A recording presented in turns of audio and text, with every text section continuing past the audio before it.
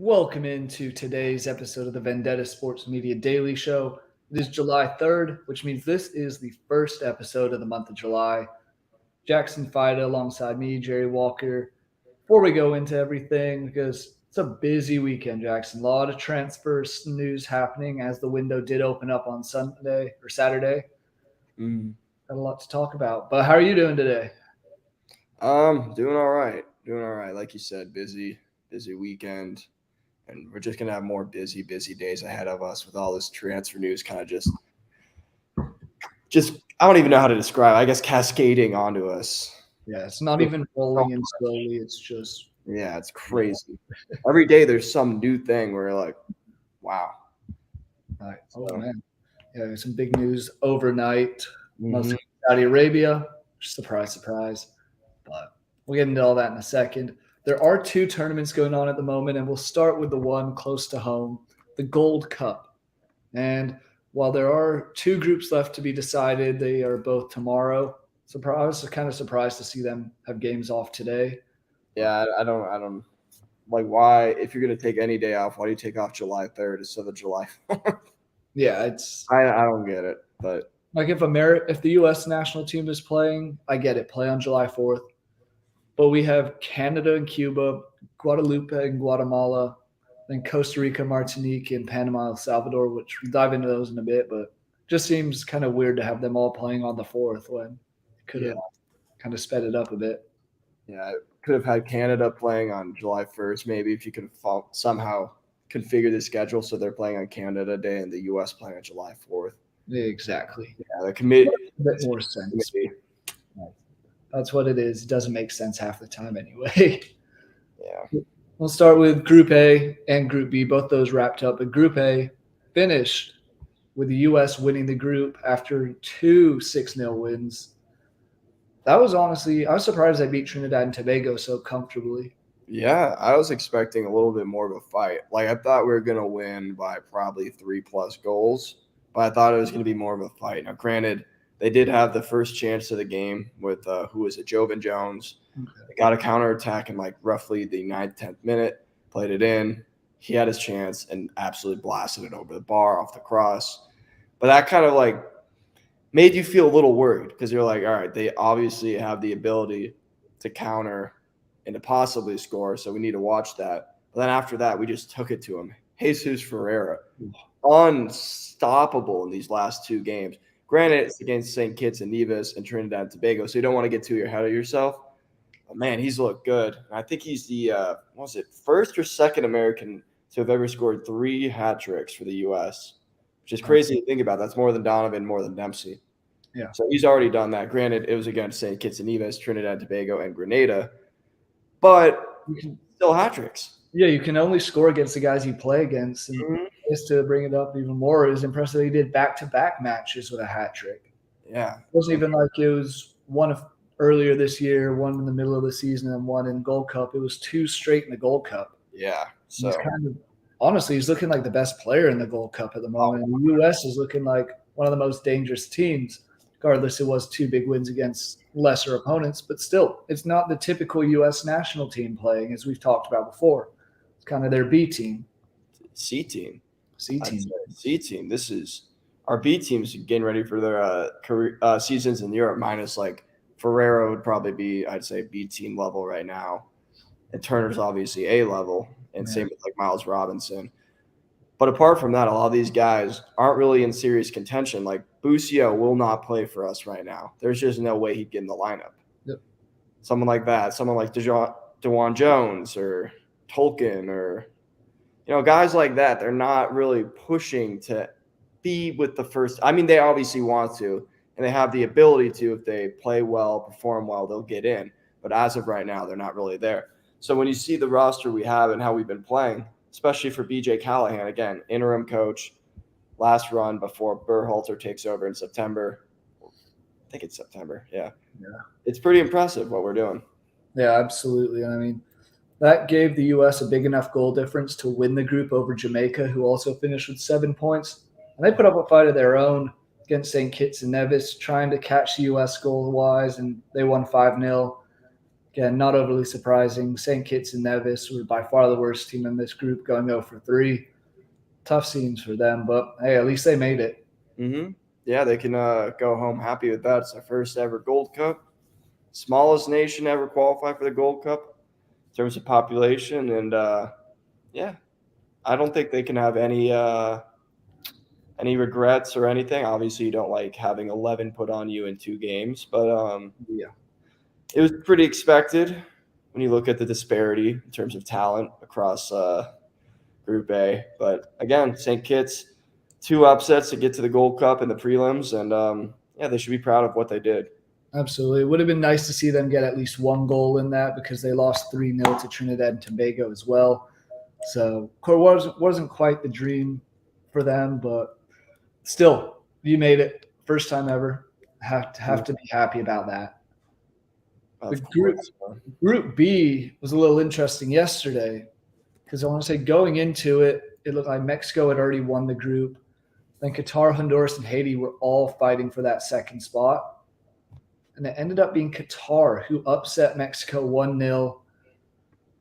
I want to go into the stats on that one real quick. Oh my gosh. So obviously Qatar won 1-0. They had 1 shot on target, 1 total shot, 24% of the possession. Mexico, on the other hand, 76% possession, something like 24 total shots, 6 or 7 on target. I'm not quite sure how Mexico didn't run away with this game. I don't know. It's crazy.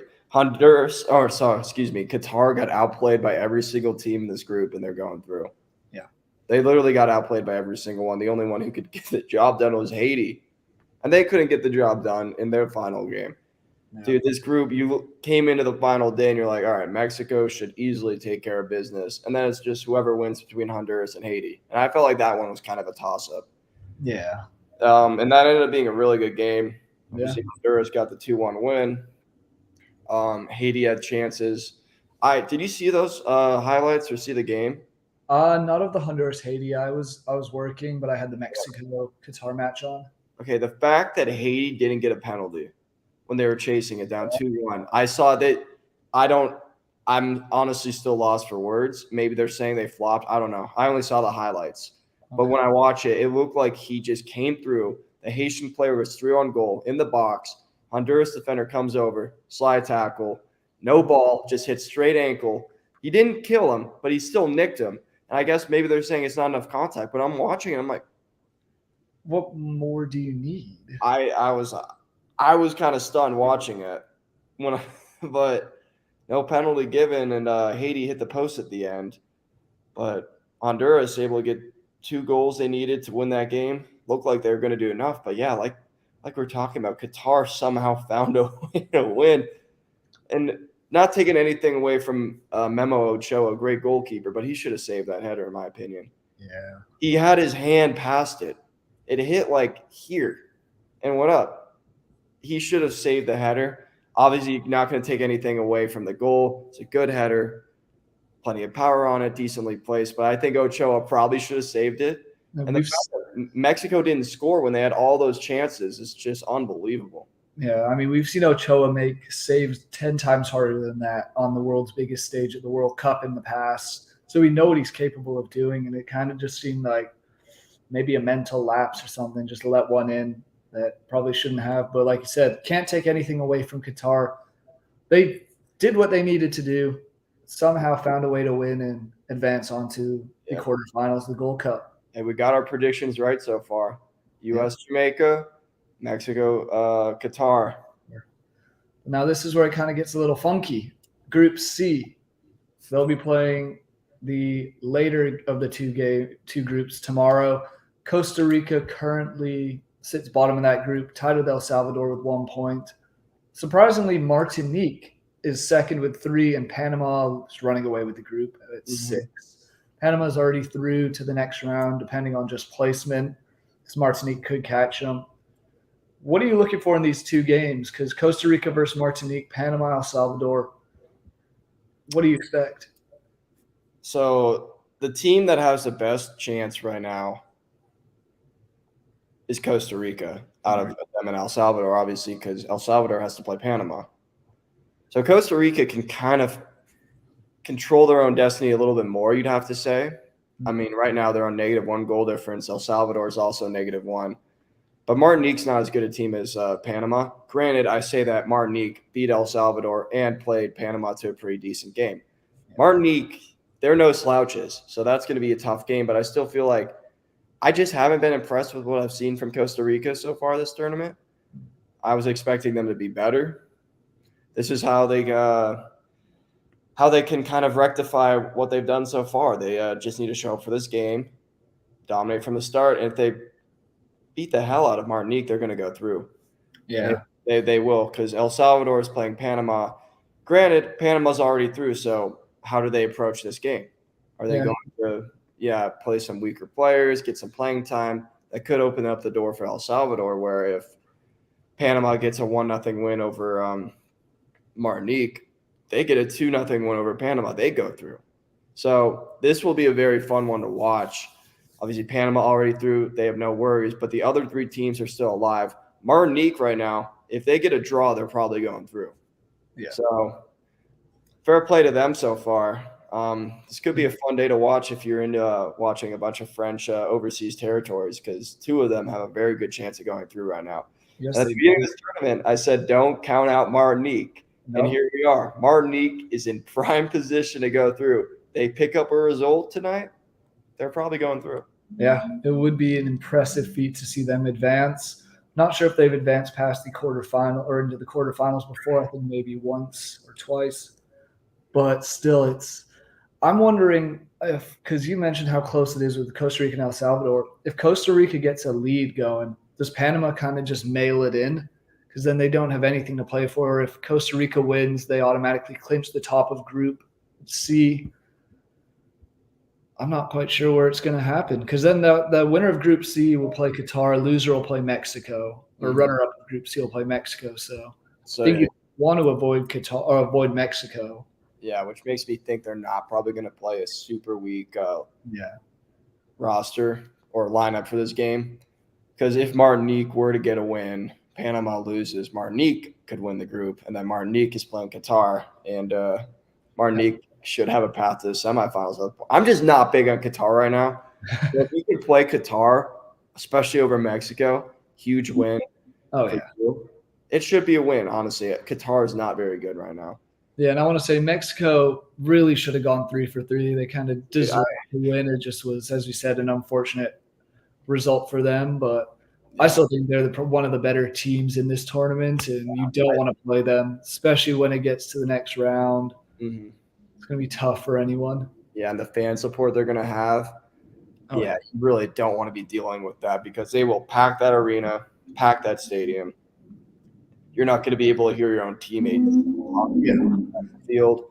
Yeah, you definitely want to play Qatar. So, because Mexico will be playing in Arlington at Cowboy Stadium, which they always, anytime it's a game in Arizona, Southern California, Texas, it's always packed to the brim. And the stadium holds almost 90,000 fans, if not more. So it'll be loud, and with that roof over it, noise will echo off and just make it a nightmare for the opposition no matter what. Yeah, so Panama definitely wants to get the job done. Just any result for them, they win the group. So predictions. So I'm thinking Costa Rica wins 2-1, and Panama wins 2-1. Okay. I think fair amount of goals. Panama goes 3 for 3, wins the group pretty handily. I like El Salvador, but they haven't been impressive recently. They haven't been impressive in this tournament. Mm-hmm. I honestly don't know if I saw Hugo Perez get a red card at the end of the last game. There was like a weird kind of melee. I'd never actually checked on it, but that could be interesting.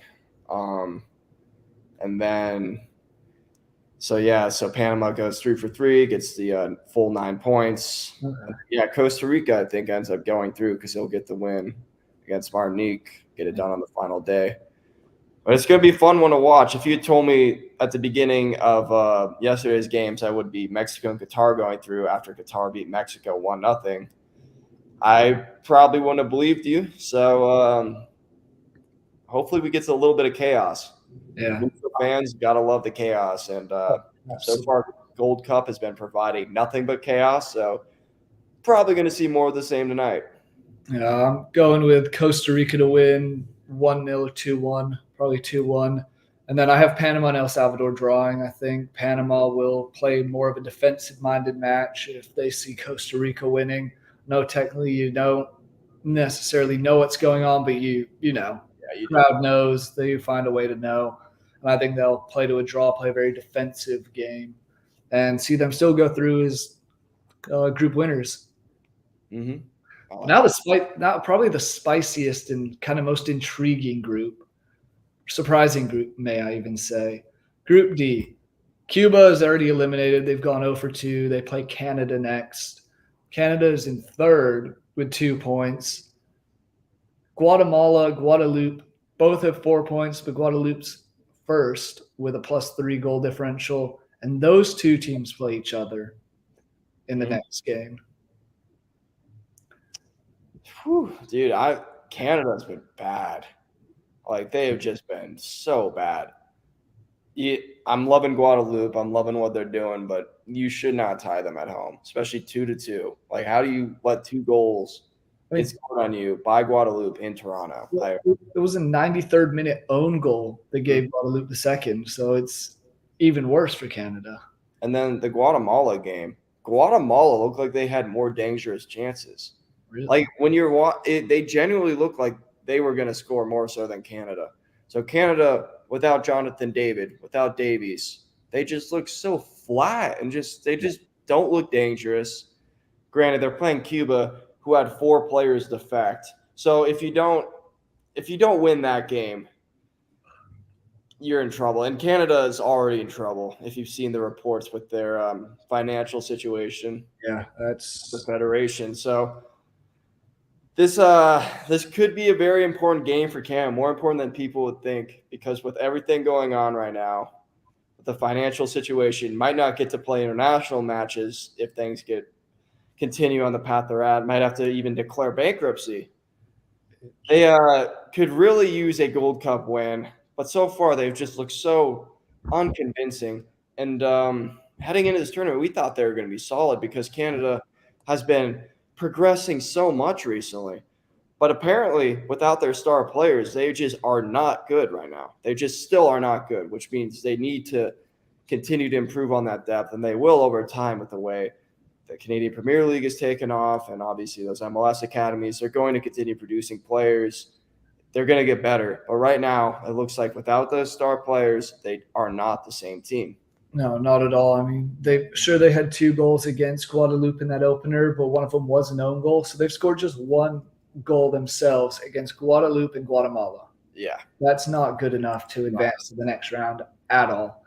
Kind of not even maybe embarrassing to an extent. It's just bad considering how good Canada has been and can be.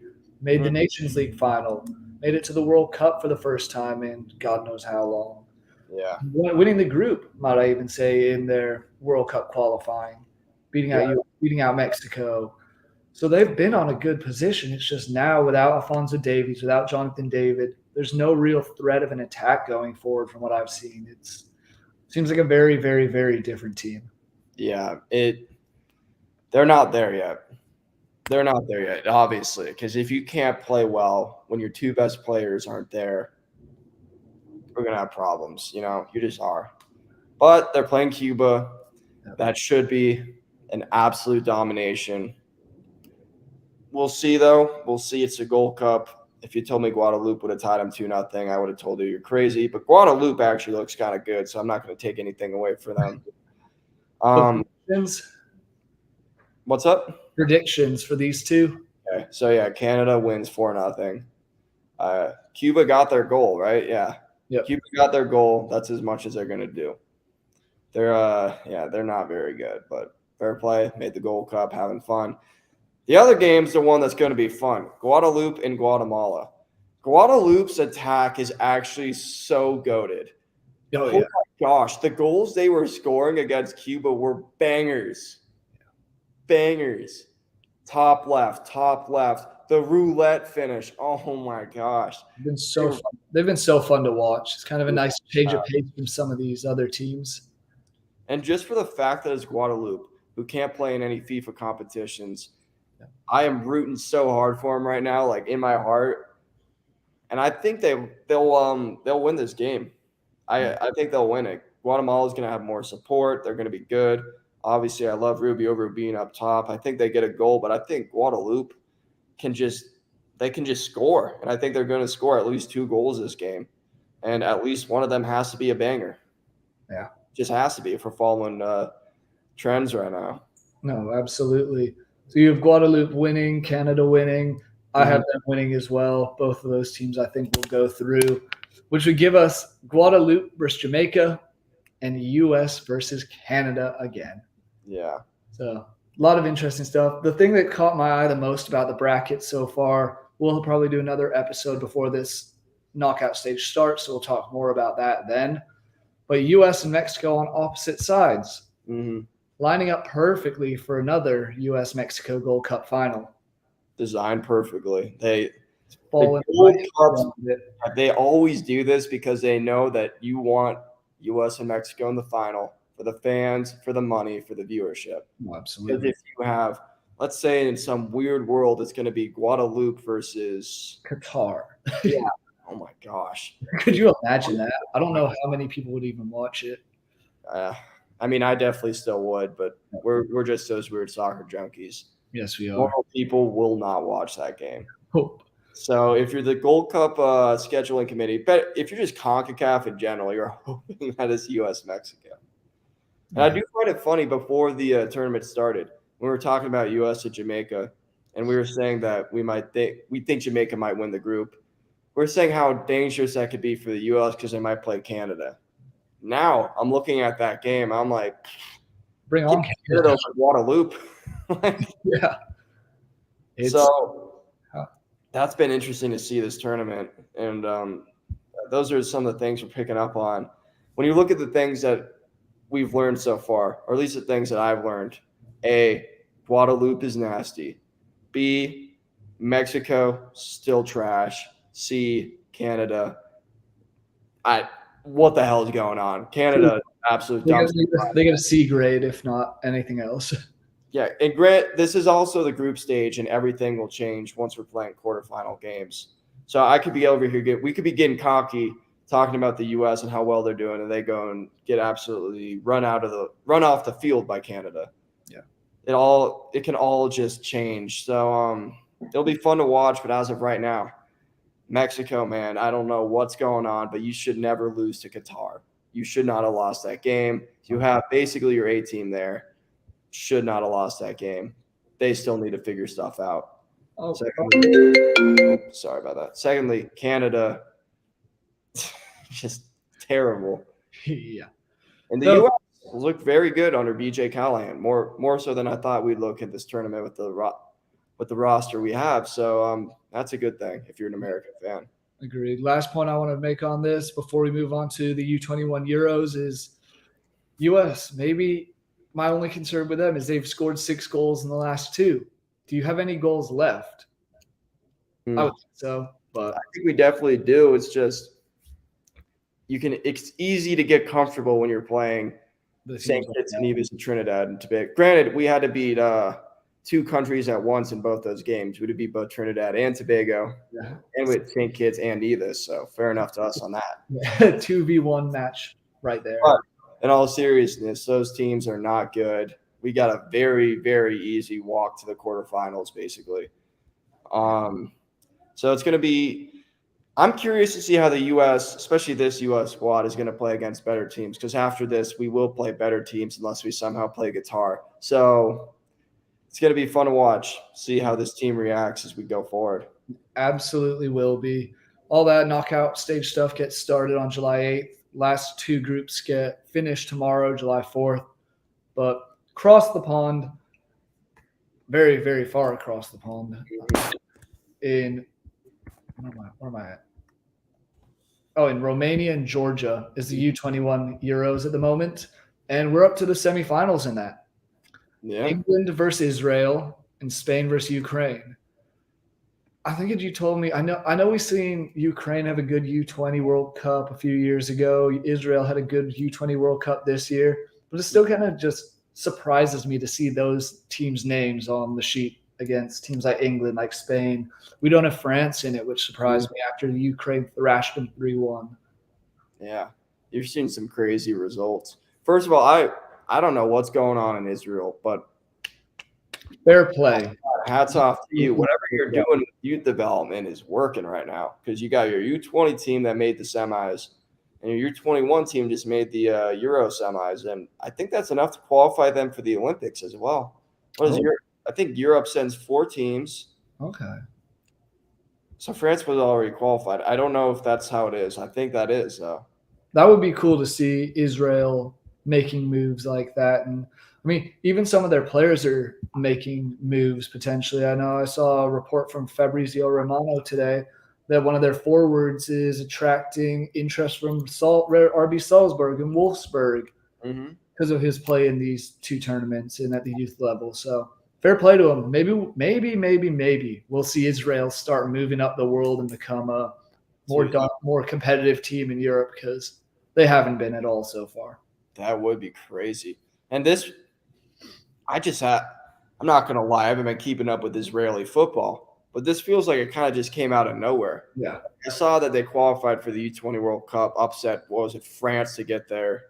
I think they beat France in whatever that was, the U20 Euros. Okay. 19, I forget what it was. And they got there, and then they showed out. Like, they beat Brazil, and they deservedly beat Brazil.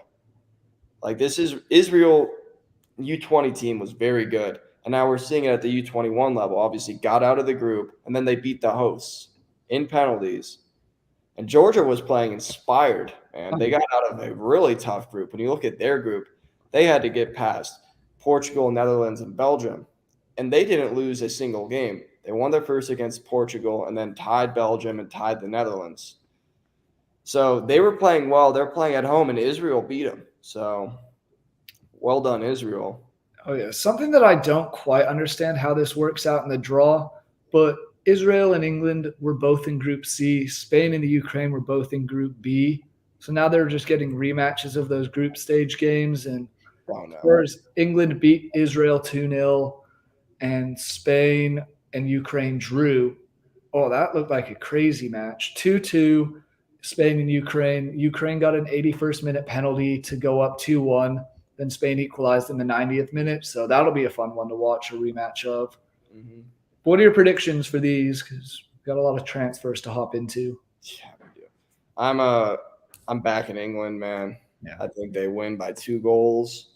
England's U21 team is so solid. Emile Smith-Rowe, love you to death. So I'm back in England. They win 2-0. Dude, Ukraine is good. They got Mudryk at this tournament. They're good. I think they win this game. I'm feeling a little after extra time win. I think they get the 1-0 win after extra time. A little extra. Penalties or not quite? No. I think it stops just before that. Okay. Yeah. I like those predictions. I mean, obviously, I have to back England, so I do think they get it done. Spain, I can see a way they win just looking at their roster, but I just have a feeling that Ukraine has some power to them, and they'll find a way to get it done. That gives us England-Ukraine final for both of our predictions, which means it's going to obviously be Israel-Spain. I think England can beat Ukraine. I think they will beat Ukraine. Mm-hmm. I agree. Football would be finally coming home, which if it really counts in this, it's not Euros, it's not World Cup. It's something at least. You guys will find some way to spin it. You always do. Yeah, exactly. But moving on from the team tournaments to more of the interesting stuff, the transfer news going on around the world. Game within the game. Got to start with the probably biggest signing of this whole transfer window so far. Not completely official, but it's all but. Stuff could always fall apart. We saw it with Hakeem Ziyech. Dude, yeah, that one is crazy. So, Declan Rice going from West Ham to Arsenal. Then Man City came in and offered a boatload of money. And then Arsenal somehow, some way outbid one of the richest teams in the world And it looks like Declan Rice is going to be a gunner next season. How excited are you for that, first of all? So happy. We finally went after a big target and aren't going to lose him, which I feel like is the Arsenal way a lot of times. You go after someone, you lose them. They end up balling out at their new team. Granted, I think City may have just been toying with us this whole time just to get us to get a bidding war going. Because where would Rice fit in, honestly, in their team? Now that they signed Kovacic, different player than Declan Rice. He's more of an attacking center midfielder. He's probably not going to be as good as Gundogan, especially off the get, but can kind of fill that void a little bit more. Yeah. Unless they played a double pivot with Rice and Rodri, but then where do you play Stones? I don't know. I was trying to figure out how they were going to do that, and then the thought occurred to me that, wait a minute, I think City are just being assholes here. I think they're just toying with us, but it worked, and we were obviously going to bid what we needed to bid for him because we needed him. He was Arteta's number one kind of a transfer target this window. And looks like we got him. So I'm excited for it. I think he's going to be a great player at Arsenal. I think he's going to be a captain before too long. Really? Okay. I think he will get that role. He's more of a vocal leader than Odegaard. Like, I love Odegaard, and I'm more than happy to have him be our captain. But I think Declan Rice over time is probably going to take that role. Could be totally wrong. Maybe Odegaard just has the complete support and faith of his entire team and staff.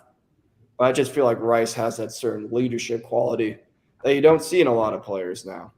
So I think big signing for us, though. He's going to slot right into the midfield, and he's going to be loved by Arsenal fans within 3 months. I think he's very good. I've always thought he's very good. Very happy to get him. More confident with him than I am with Havertz. So I'm really excited about it.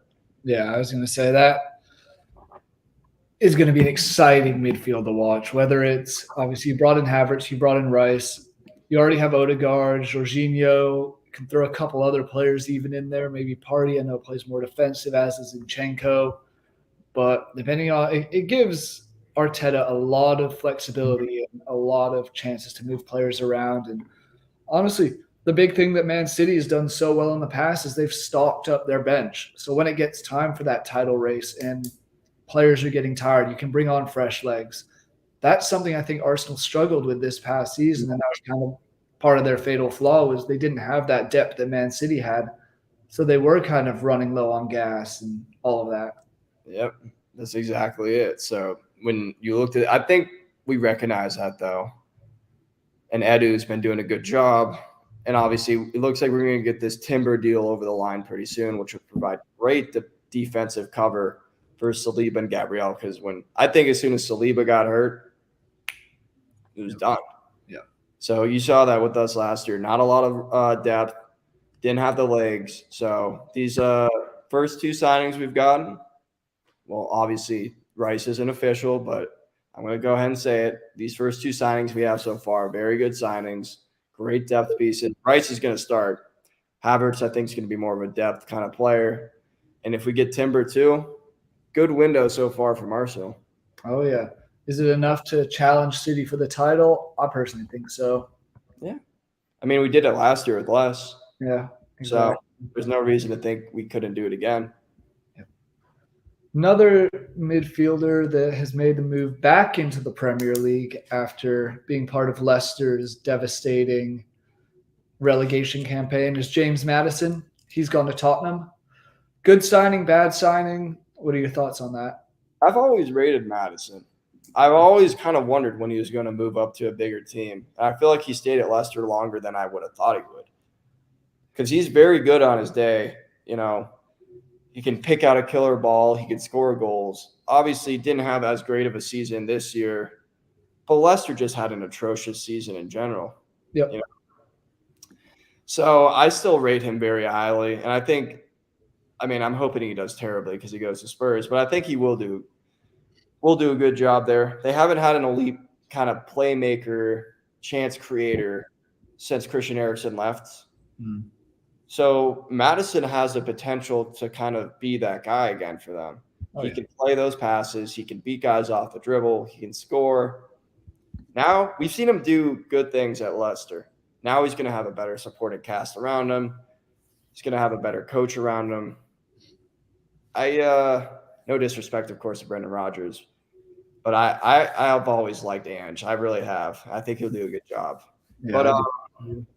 yeah, Madison could kind of be that guy for them who can become a focal point of their attack. Not obviously to the same level as De Bruyne, but if he could do what Christian Eriksen did for them a while ago, it could be a very good signing for him. And even if he doesn't do that, even if he's not quite that same player, I still feel like he will contribute a fair amount. Overall, good signing. Yeah, I think he's going to be the kind of player that Tottenham needed to bring in to help get Heung-min Son back to the form he was a few years ago. Because obviously he had a great season, tied for the Golden Boot race with Mo Salah, then kind of got shut down a bit. I think defense has probably targeted him more. Him and Harry Kane, we see Kane go out and score, 30 goals this season? Something like that. Yeah. And Son didn't do much. They kind of targeted him more. Now with Madison, you add a third element to that attack. I wouldn't be surprised if we actually see Tottenham go and find this difficult to say, but seeing Tottenham go and spend more money this transfer window. So they haven't really done much in the past, as we all know. Yeah. But getting Madison in, it's that perfect thing of, he might be carrying the ball up the middle. Defenders are either going to have to close from up front or close from the side. And whichever way they do, either Son will be open on the wing, Kane up the middle. I think it could be a very, very good signing and very beneficial for a team that somewhat struggled last year, finishing 8th and missing out on Europe altogether. Yeah, I think it's a good start to the window for him. Getting him. They also signed a new goalkeeper. His name is so hard. I'm spacing on it right now, but they got him from Udinese. And they finalized the Kulusevski transfer. So they've been making some decent moves so far. And Madison, great addition to the side, I think. Hate to say it. Hate Tottenham with every fiber of my existence, but good signing. I've always liked Madison. Arsenal's looking at him before Kai Havertz. So best of luck. Yeah, it is a good signing. Another midfielder kind of on the move. This is the transfer window of midfielders and center backs, as we'll touch on in a little. But Mason Mount looks like it's all but done, officially going to Man United from Chelsea. I'm not quite sure on this one. I love the other two signings that we've spoken on, Declan Rice and James Madison, but this Mason Mount signing seems a bit weird to me. Maybe it's just seeing him go from Chelsea to Man U. But yeah, I feel like that's a big part of it because he's been a Chelsea boy since 12? Yeah. Yeah. But I don't know how this one's gonna turn out either. Because I've been saying this for years. Man U is where careers go to die. Like you go there and you don't perform, and then you have to go somewhere else to resurrect your career. We saw it with Di Maria, Falcao, Ronaldo. A lot of these guys, Ronaldo, thank God for Saudi Arabia. But besides Casemiro, that's kind of happened a lot. Freaking Harry Maguire, are you kidding me? I can't believe he's still there. Dude, they should just pay him to leave at this point.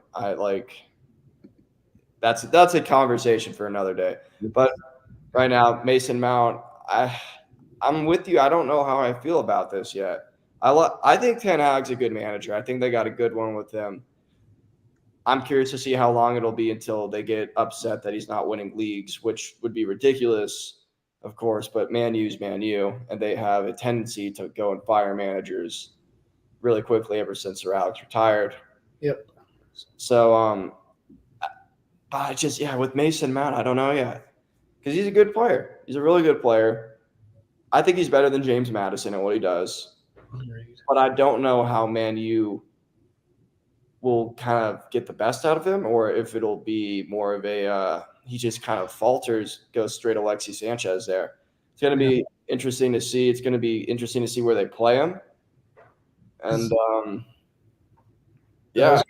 I think Mason Mount's a good player though, so give him the benefit of the doubt. And if you're Man U, it's a good signing, and you take a starting player away from one of your rivals, so good move for them. And Chelsea, though, man, the exodus is crazy right now. Yeah, they are all leaving. It's a complete overhaul. That's what happens when you spend so much money on new players at one time and over the two transfer windows prior. You're going to see a lot of players go out. But as far as Mason Mount going into Man U, Like you said, I don't know where he's going to play because looking at their midfielders, he's not better than Bruno Fernandes. I don't. No, I wouldn't say. I don't Bruno like. He's probably my least favorite player on Man U for some reason. Don't know why, but annoying as hell. That's why. But he's very good. he is. Christian Eriksen, Casemiro, all three of them are better. They even play Luke Shaw in midfield at times, who I think, depending on what they need, Luke Shaw might be a better fit. You still have Fred, who's kind of on the back and out, and Donny Van de Beek, who's probably gone as well. But I don't see him getting the start over any of those other three midfielders of Casemiro, Fernandez, and Ericsson. Yeah, because then what do? Put him on the wing? Because you have Rashford, you have Anthony. And I think both of them are better on the wing. Agreed. So it's going to be interesting to see what they do with Mason Mount. I think there are reports that Ericsson might be on the way out, so maybe he slides into that role. But I don't know yet. We'll see, because maybe he wants to play more so Scott McTominay. Because if McTominay could find his Scottish form for Man U, gosh, he'd be one of the best midfielders in the world. Yeah. But yeah, no idea where he's going to slot in. Be interesting to see. Yes, it will be. But other transfers, mostly for the U.S. men's national team at the moment. There's three players, all looking like they've either made a move in one case or about to make a move in the other two. Christian Pulisic, Brendan Aronson, and Timothy Weah. Timothy Weah already confirmed, signed with Juventus from Lille. I think that's a great move for him. Mm-hmm. I think so too. And the way Allegri likes to play is kind of with those attacking wingbacks. I think Way is going to do exactly what we've seen Quadrado do for years now. He's going to play probably on that right side and just fly forward, because when that happens, that allows the wingers like Chiesa more freedom to cut in while also still having someone out wide. And Way has kind of spent most of his youth playing as an attacking player, usually winger, could also play striker. But he's so athletic, so fast, that he's able to play that wing back, fullback role pretty well. So I think it's a good move for him. He's definitely going to be slotting into that role. I'd have to say. I feel like that's exactly what this transfer was a complete Quadrado replacement. And he plays well at it, gets a little better. He could be an elite wing back. Obviously, for the U.S., still going to play that winger role probably, but yeah, he could be very good in that role, I think. Yeah, it's going to be interesting to see him fit. I think it's a great fit for him.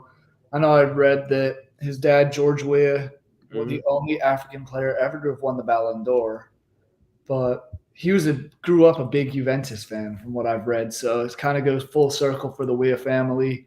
Very cool to see that. And who knows? Maybe he'll have the same sort of success his dad did in Italy, where he played for AC Milan for 114 matches over 5 years. Not the same level of success. Maybe same level of appearances. He's not being dad though. Yeah, no, he was That's something else. He really was one of the best players for his generation. Super impressive.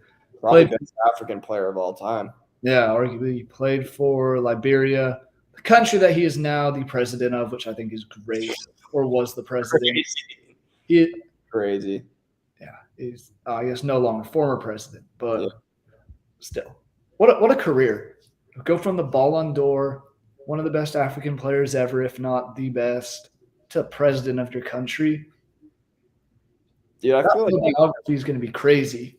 I feel like being president for a lot of these former athletes, TV stars, is just kind of like you're bored and want some new challenge. It's like you're playing BitLife almost, and you just decided to completely switch doing what you're doing. Yeah. Yeah, but no, the other two American guys, like I said, Brendan Aronson, linked to Union Berlin from Leeds. I think that'd be a 1-year loan. So yeah, I don't know how I feel about that one. I'm liking Germany for him. Yeah, I think that's a much better fit. It's less physical. He spent time in Austria, so language won't be a huge problem for him. But yeah, I'm not sure how this is gonna go yet. I'm hopeful. I think Germany's a good landing spot for him.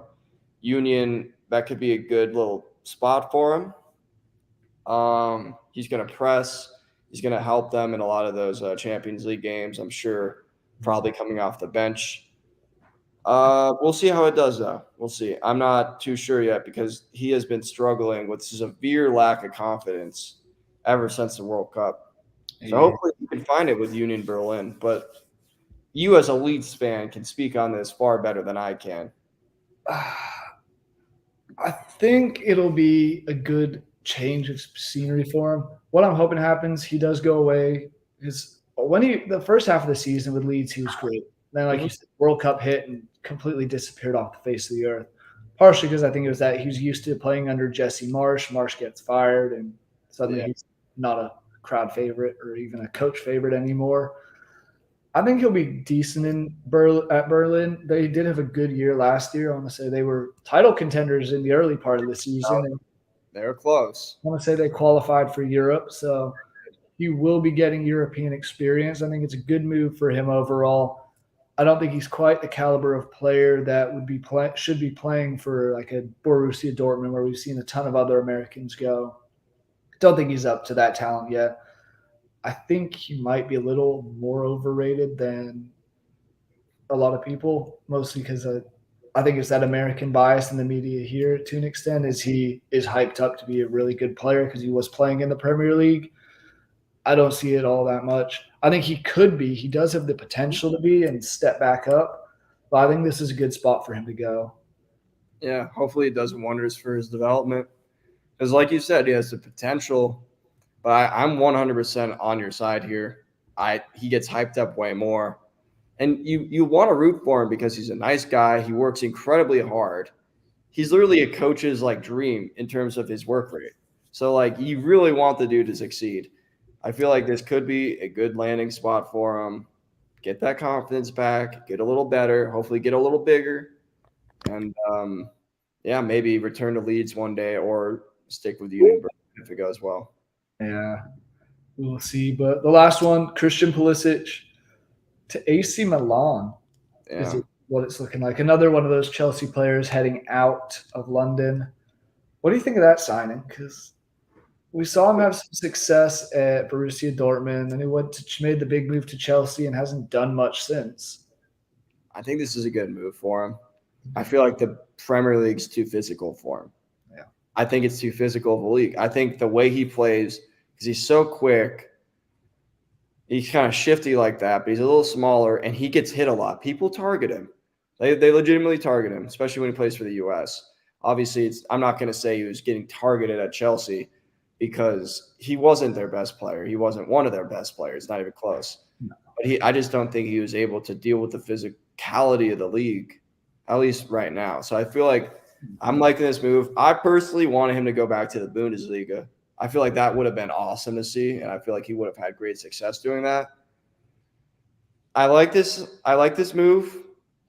Rafa Leao is still going to be the guy on the wing, though. So he's really going to have to work his ass off to show that he can be an important contributor and he doesn't just ride the pine, he actually gets those minutes and plays well. They just signed Ruben Loftus-Cheek, another Chelsea player. That's actually official. It's looking like this Pulisic one is basically all but official, because we know Chelsea wants to move him on. He's already agreed personal terms. Looks like he's turned down the Lyon opportunity this morning, is what ESPN is saying. So it's looking like this AC Milan thing's going to happen in a week. And might be joined by fellow American Yunus Musa, might be moving from Valencia to AC Milan. So that might help the two of them as well kind of settle in. So yeah, I will say that always my initial thought when it comes to guys going to Serie A, especially as attackers, is how are they going to fare against these super good defenders? Because it might not be as physical a league everywhere on the pitch as the Premier League, but the defense in Italy, it's always been their bread and butter. We've seen it with Juventus, seen it with Inter Milan this year. So they're just a physically strong and well-organized back lines everywhere. So I think it's going to be good for him because obviously Bundesliga he probably would have thrived in. Numbers would definitely have been better. But I think at this point it's kind of he's going to be on the U.S. team no matter what happens. It doesn't really matter. So he's not trying to impress anyone with anything to get there. get the experience of playing against players around the world. Obviously, you did Bundesliga, did England now for Premier League. Why not go and try and take on these Italian players in the Serie A? So I like the move. I think it's more kind of an experience thing because World Cup's coming up in 3 years. So I think US will be wanting to be good for that and see other players who have played over there. He won't be the only American. I think it would be good if Musa made it over to AC Milan, give them a little bit of comfort with each other. So Weston McKennie linked with them as well. I forgot about that. I don't know how serious that link is, but I saw that he was linked with moving to AC Milan. So again, I don't know how real it is. It's probably not real, but that would be fun to watch. I think one day McKennie and Pulisic, with as good of friends as they are, have to play on the same team. Yeah, the other American I'm still waiting to hear that he's moving, which is going to hurt me, is Tyler Adams. Mm-hmm. I know he's going to go somewhere. I've seen some Premier League teams are interested in him. AC Milan as well. AC Milan, I was going to say outside of England. So I'm sure he'll be off this summer, which had he not gotten hurt, it was to an extent what happened with Saliba. Saliba got hurt for Arsenal and you saw a drastic drop-off. Adams got hurt for Leeds and a huge drop-off there. Yeah, for sure. He's probably staying Prem, though, don't you think? I would think so. I mean, I've seen like Aston Villa thrown around. West Ham now needs a replacement midfielder. That could be a good one. And then the one that, I guess Everton hasn't been linked with him, but I don't want to see any of the Leeds players go to Everton, and they've been linked with a couple. So don't see. But they got about 8 more minutes to go, so there are a couple more topics quickly to touch on. A couple Saudi Arabia topics. Our favorite country in the world. Big signing for Al Nassr today. Joining Cristiano Ronaldo is Marcelo Brozovic. Mm-hmm. I don't want to say it's a money move, but it's a money, dude. All these are money moves. He's still far too good to be going there. Yeah, these are all money moves, man. They just are. Yeah, it's going to be interesting. I think it'll be fun to see him play with Ronaldo, but Croatian's just too good. I mean, we saw him playing and captaining Inter Milan to the Champions League final this year. Mm-hmm. Goes from Champions League final to the Saudi Pro League. Just, I don't know. I don't love the move. I don't love any of the moves over there, really. A couple make sense, but overall, it's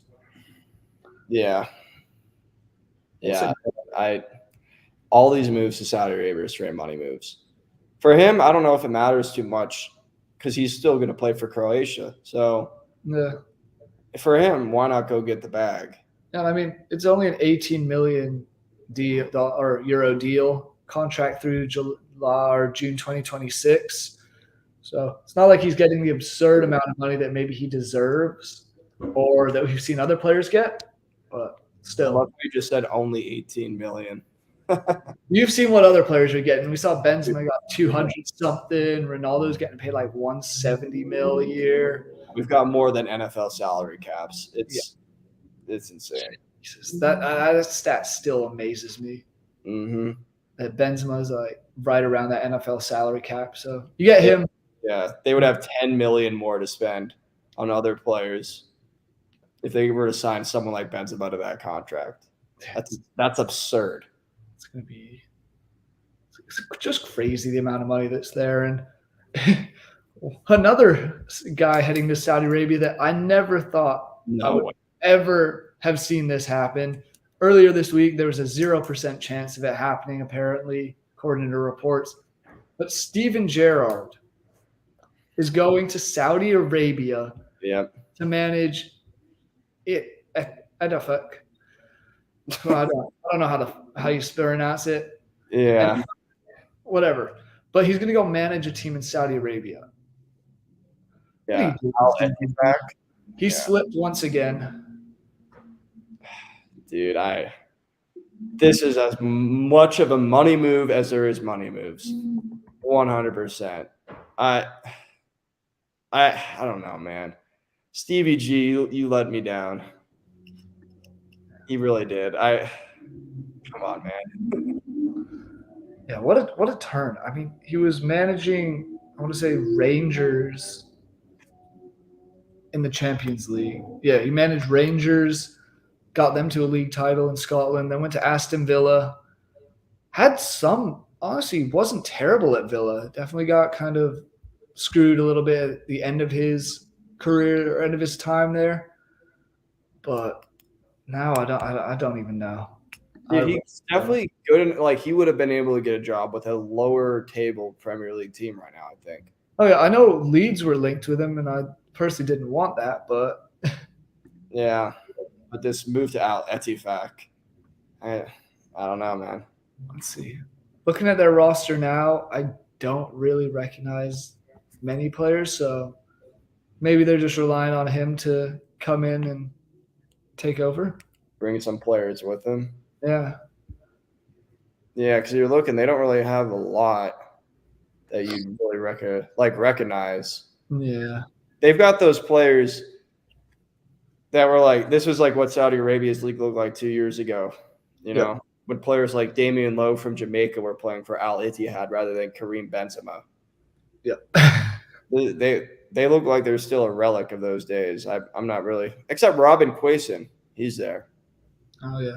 And he was Football Manager, one of my first signings ever in the first game I ever had. So always gonna rate him. But they still have some internationals. I'm sure they have a couple Saudi internationals. Obviously, Quaison's still technically a Swedish international, as Darko Velkovsky from North Macedonia. So it's not a terrible team, but I mean, they need to throw. Then they probably will now throw some money at players to sign there. Yeah, definitely. You're probably going to see a few, dude, possibly British players. If you're going anywhere, why wouldn't you go there? Play for Stevie G. Go with Stevie G. He's honestly not a bad manager, but there's one. We are about to wrap this up, but one more topic I want to just briefly talk on. We were discussing earlier how center backs are the big signings for this transfer window at the moment. Who are like your three guys you're seeing rumors or have gone and are going to be the big movers? Kim Min-jae, number one. I rate this guy so much, so highly. The way he plays at Napoli, the way he was playing at Fenerbahce, he is such a solid center back. Looks like he's going to Bayern. So that's probably going to be I don't know who they're going to take out if they go three back. Because right now they also have DeLitt, who I think played very well this year.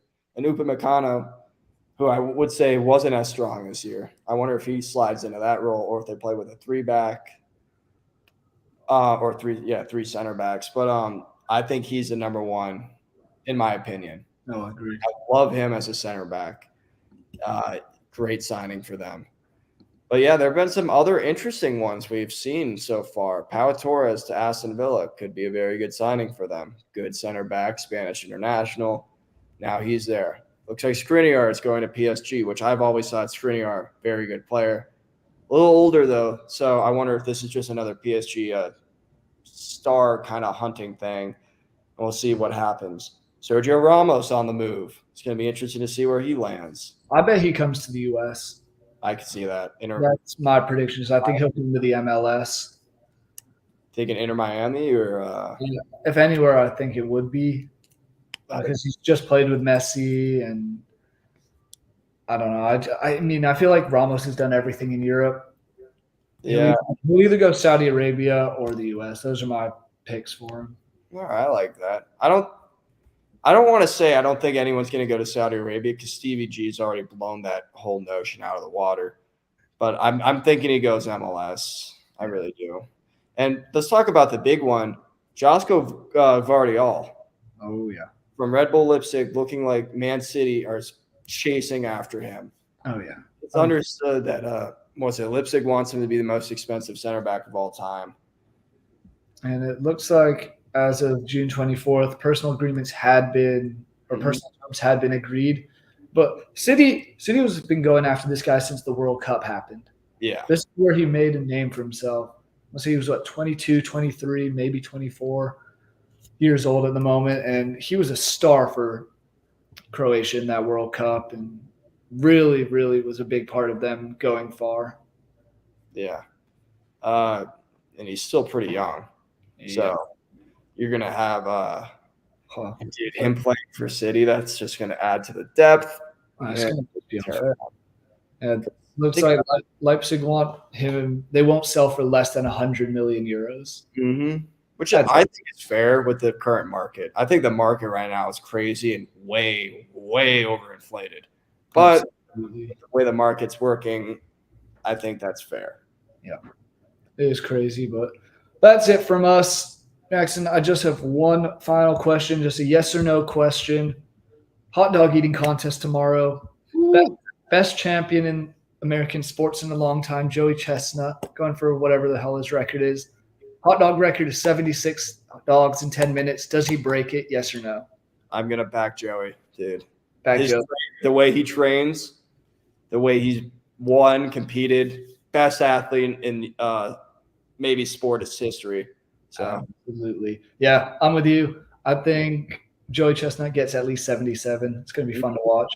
Yeah. Happy 4th of July to everyone for tomorrow. There will be a daily show tomorrow, so stay tuned for that one. From Jackson, from me, thank you guys for watching, and check out everything at Vendetta Sports website, Twitter, YouTube, Instagram pages, because we will be having a lot of transfer news coming out in the next couple weeks. Way too much. It's going to be a long ride. Thanks for watching. See y'all